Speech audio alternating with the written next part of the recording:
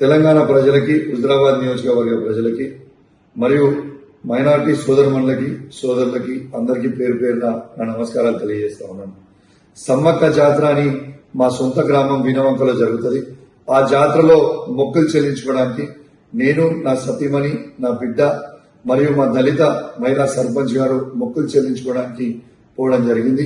ఆడ మేము మొక్కులు చెల్లించుకున్న సందర్భంలో రేవంత్ రెడ్డి గారి ఆదేశాలతోని ఈడ ఉన్న మా జిల్లాలో ఉన్న సిపి గారు మరియు హుజరాబాద్ లో ఉన్న ఏసీపీ గారు, జమ్మికుంట రూరల్ సిఐ గారు ఏ విధంగా మమ్మల్ని అవమానపరిచిండ్రో, ఏ విధంగా గద్దెల మీద నుంచి ఈడ్చుకపోయారో మీ అందరూ కూడా చూసారు.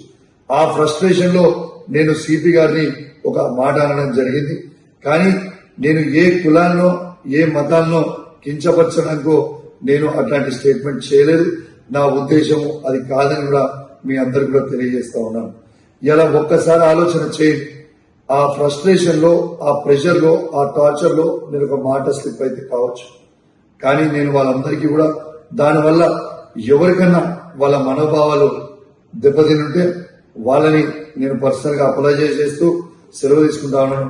జై తెలంగాణ, జై కేసీఆర్.